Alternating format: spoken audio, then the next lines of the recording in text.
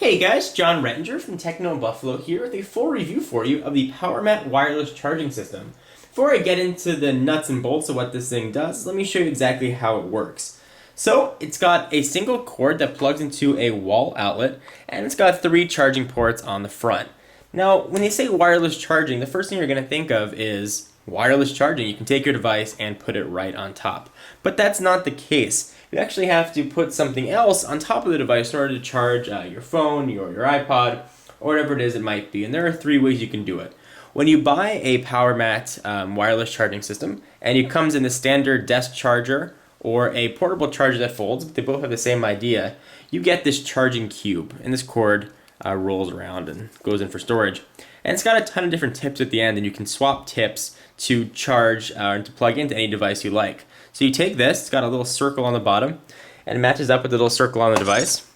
And you can take your phone, your PSP, whatever it might be, and plug it right in. So certainly your phone, for example, won't have any wires into the wall. We still have to plug it in with something.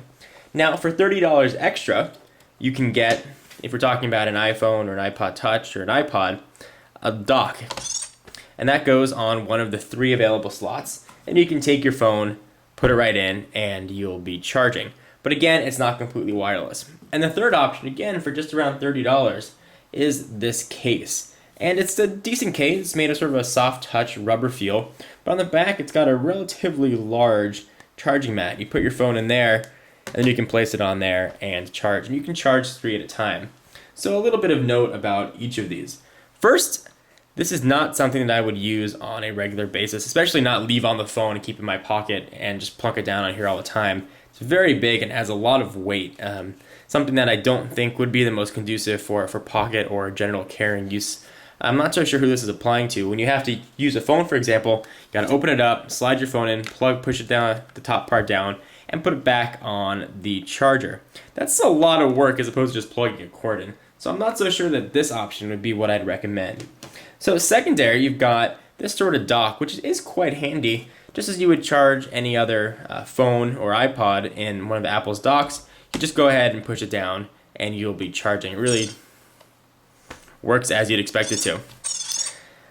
The third option, this little cord, is actually more handy than you'd expect. A ton of different tips really make it useful for a lot of different things, and it comes with really a tip that'll fit most phones. Samsung, Nokia, really whatever else you have, mini USB, micro USB, iPod or iPhone. So there are a lot of different choices. So what this does, it works very well. And it works exactly as advertised. They're not claiming that it's completely wireless charging. Although if you judge by the commercials, they don't really see any wires. But if you're okay with having to plug your device still in or put it in a dock, this does work exactly as you'd expect. It charges the device, it charges it almost as quickly as it would into a wall, and it does save on outlets. So I can charge 3 devices right here without having to plug 3 cords into a wall. So would I recommend this? Well, yes and no. If you want to maybe save some space on your outlets or you don't want to mess with cords, this is sort of a nice option. And it does have a little bit of a cool effect to it because you are still getting that sort of pseudo wireless charging, even though this still does have a wire that plugs in.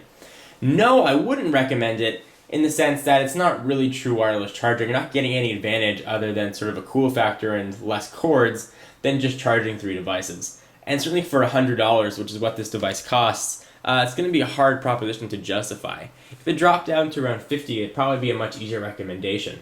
But the final decision is going to be up to you. If you're okay with what this thing does, it does do it very well. And it works, like I said, just as advertised. But really going to be your decision if you want to spend $100 on something that's going to actually cost you more. If you buy this for $100, all you're going to get is one of these little cubes, which only charge 1 device. So if you want to charge your iPhone or another phone, you have to plunk down another $20 or $30 for these other sort of adapters. So it is going to get more expensive. If you want to charge 3, suddenly $100 becomes $160 with the 2 accessories.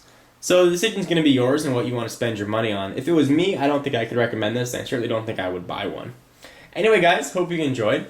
For exclusive content, check me out at Twitter, twitter.com/John4Lakers. And for all of your tech needs, be sure to check out TechnoBuffalo.com. I'll see you guys in the next video. Bye-bye.